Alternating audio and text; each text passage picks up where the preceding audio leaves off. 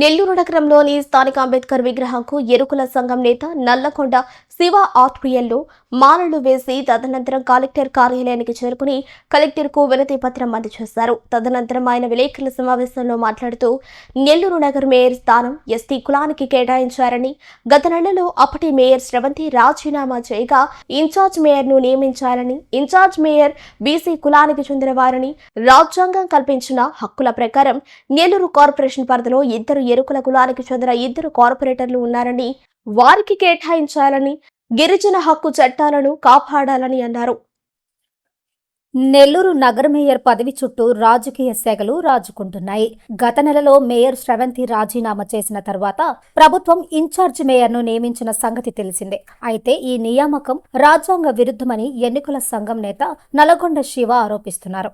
Nellore corporation mayor స్థానం ఎస్టీలకు reserve చేయబడిందని, ప్రస్తుతం కార్పొరేషన్లో ఎన్నికల కులానికి చెందిన 2 కార్పొరేటర్లున్నారని ఆయన గుర్తు చేశారు. నిబంధనల ప్రకారం వారికే ఈ పదవి దక్కాల్సి ఉండగా బీసీ కులానికి చెందిన వ్యక్తిని ఇన్ఛార్జ్ మేయర్గా నియమించడం గిరిజన హక్కులను కాలరాయడమేనని మండిపడ్డారు. వెంటనే నూతన నోటిఫికేషన్ విడుదల చేసి ఎరుకల సామాజిక వర్గానికి చెందిన కార్పొరేటర్లకు మేయర్ బాధ్యతలు అప్పగించాలని ఆయన ప్రభుత్వాన్ని డిమాండ్ చేశారు. లేని పక్షంలో మానవ హక్కుల కమిషన్, హైకోర్టు మరియు గవర్నర్కు ఫిర్యాదు చేస్తామని హెచ్చరించారు. ఈ కార్యక్రమంలో ఎరుకల సంఘం నాయకులు, కార్యకర్తలు పెద్ద ఎత్తున పాల్గొని ప్రభుత్వానికి వ్యతిరేకంగా నినాదాలు చేశారు.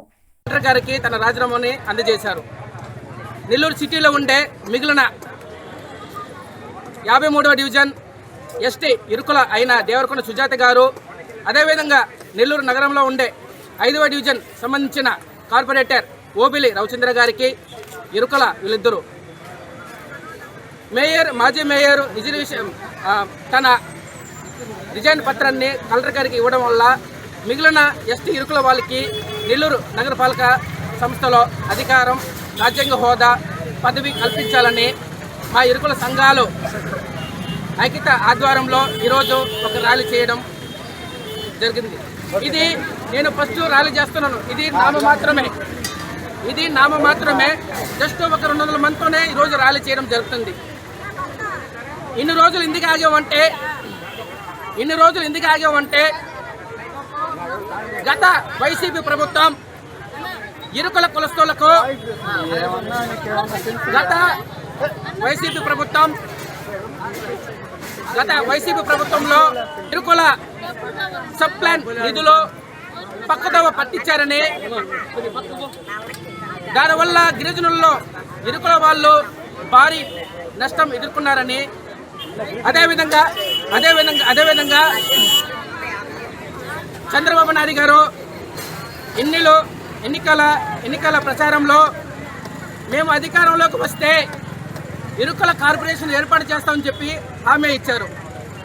దానిపైన కూడా నేను 2025 ఆగస్టు 6వ తేదీ ఏకలవ్యుడి జయంతి కార్యక్రమంగా 2000 మందితో బీవీ నగర్లో విపిఆర్ హౌస్ దగ్గర నుంచి వనంతం సెంటర్ దాకా ఇరుకుల కార్పొరేటర్ ప్రత్యేకమైన కార్పొరేట్ ఏర్పాటు చేయాలి, ఇరుకుల వాళ్ళని నెల్లూరు జిల్లాలో గుర్తించని చెప్పి భారీగా ర్యాలీ చేయడం జరిగింది. అయినా కానీ నెల్లూరు చంద్రబాబు నాయుడు గారు, మన ముఖ్యమంత్రి వర్యులు, పెద్దలు, గౌరవనీయులు, ప్రపంచ మేధావి అయిన అతను ప్రపంచాన్ని అమరావతి వైపు చూసేటట్టుగా రాజధానిని కడుతున్నారు. అది కడితే మన ఇరుకుల పిల్లల భవిష్యత్తే కాదు, అన్ని సామాజిక వర్గాల పిల్లల భవిష్యత్తు తలరాతలు మారతాయని మేము గవర్నమెంట్ని ప్రశ్నించలేదు, అడగలేదు. కానీ ఈరోజు అన్యాయంగా మా నోటి దగ్గర కూడిన రూల్ ఆఫ్ రిజర్వేషన్ కేంద్ర రాష్ట్ర మున్సిపల్ చట్టాల ప్రకారంగా ఒక గిరిజన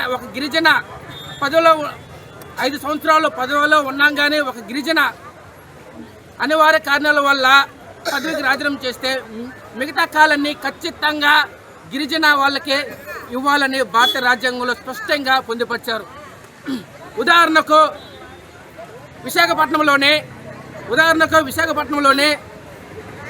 2025 ఏప్రిల్ 19వ తేదీ అక్కడ మాజీ మేయరు గొల్లపాని బాల వెంకట కుమారి గారి పైన అక్కడ తెలుగుదేశం పార్టీ కూటమి పెద్దలు అవిశ్వాస తీర్మానాన్ని ప్రవేశపెట్టమని 2025 ఏప్రిల్ 19వ తేదీన అక్కడ ఉండే కలెక్టర్ ఎంఎన్ శ్రీధర్ గారికి రిప్రజెంటేషన్ ఇచ్చారు. అక్కడ ఉన్న కలెక్టర్ గారు వెంటనే ఆలోచించకుండా వారం రోజుల పాటు అంటే 2025 సంవత్సరం ఏప్రిల్ 26వ తేదీ అవిశ్వాస తీర్మానం పెట్టి ఆమెను దింపేసి గోలా శ్రీనివాసరావు గారికి ఆ పదవిని కట్టబెట్టారు. ఒక బీసీ పదవిని తొలగిస్తే బీసీ వాళ్ళకే